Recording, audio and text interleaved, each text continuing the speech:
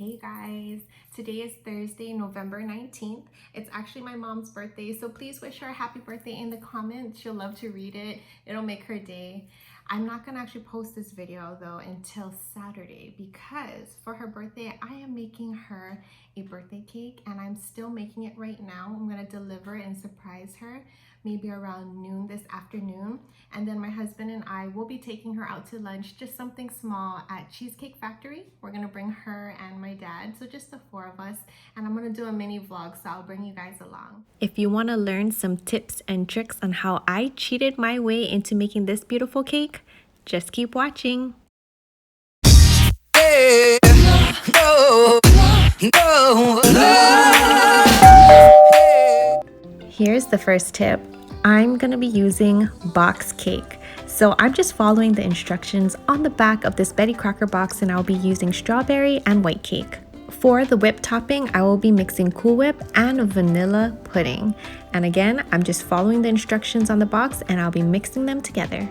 I bet you there are a lot of people out there just like me who was intimidated to attempt a cake like this because online they do share how to make this, but a lot of it is from scratch.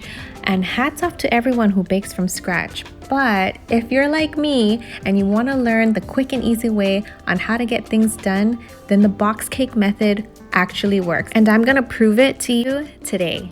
I have two 9x13 pans greased up and lined with parchment paper for easier removal. I'm gonna pour both my batters in and then I'm gonna pop it into the oven for 25 minutes at 350 degrees. And again, I am just following the instructions on the back from Miss Betty Crocker herself. While those bake, I'm gonna make our whip topping. And to do that, I have to make this instant pudding, which calls for 2 cups of cold milk. Then all you need to do is whisk it all together until your pudding has formed. I will be mixing this pudding with Cool Whip as my whip topping for my cake. So I'll mix it a little bit later once my cake is all cut and ready to assemble. Speaking of cakes, both my cakes are out of the oven. I'm gonna let them cool off completely before I touch them. A tip is to throw the cakes into the refrigerator or freezer for a few hours before cutting. It'll make it much more easier for you to handle when it's a little stiff. Now you'll notice that it is uneven, so I'm gonna go in with a knife to level it off. And now it's very, very important that you do this part because when you stack your cakes, you wanna make sure it is as even as possible or it'll be very lopsided. Something to keep in mind is making sure you bake your cake in the appropriate size pan for whatever shape, number, letter that you are cutting out. In my case, I am using a heart, which I just printed off the computer, cut it out, and laminated it. And I like the fact that I laminated it because it gives me the opportunity to reuse it for future use. So what I did was just plop that stencil right on top of my leveled cake and used a knife to cut off all the excess parts. For this bottom layer cake, the one that I am cutting out right now, I had actually left the parchment paper connected to the bottom, which I thought was gonna help me with the transferring process, but really it wasn't necessary. So I would recommend actually removing your parchment paper before you start cutting it. You guys, I'm telling you, this cake is super easy to make. I am for sure gonna be doing this for future birthdays.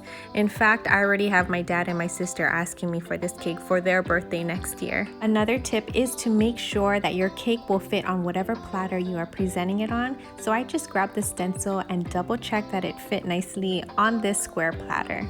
Now that I have my first layer of cake cut and sat on top of the platter, I am now gonna do the same thing with my strawberry cake. As always, I am so late to any trend. This style cake has been around for a while now and I always admired it.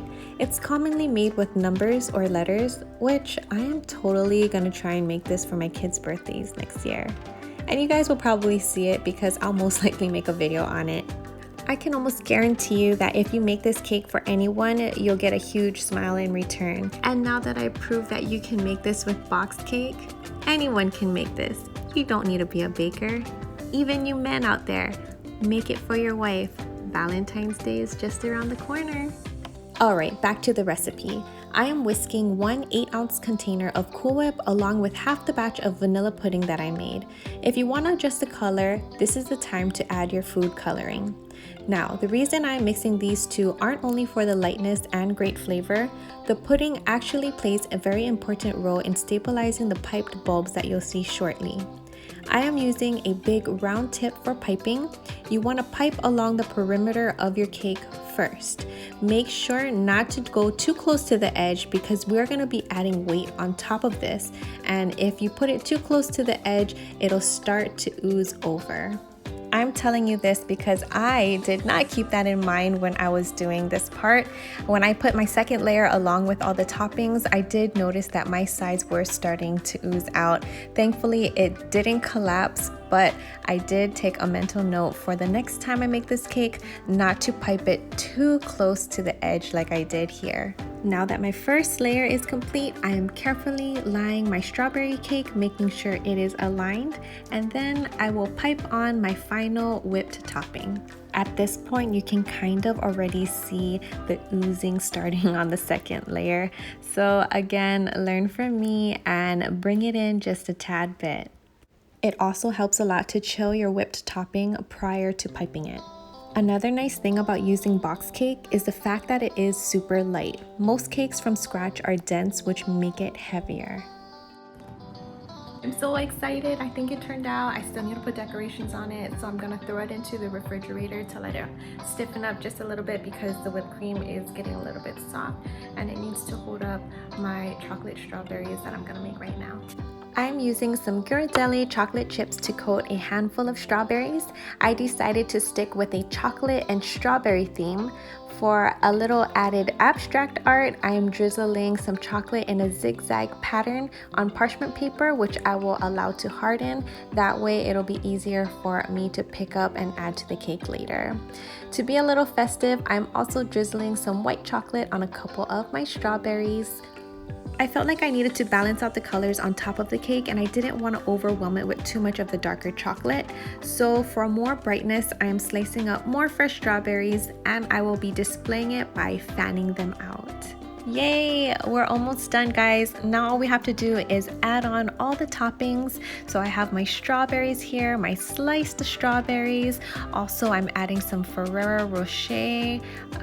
Don't mind if I pronounce that wrong because I do not know if I'm even saying it right, but I felt like it was nice. It added a little metallic gold touch to it, and I really like the zigzag chocolate. My final tip would be to wait until the very last minute to add your toppings to avoid risking your Cool Whip from falling.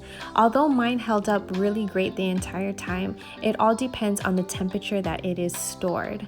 Let me know what you guys think. Hopefully I inspired some of you to make it, and if you do, please send me a photo. I would love to see your creation. You can email it to me at SallyFunakoshi@gmail.com. All right, now it's time to deliver it to mom.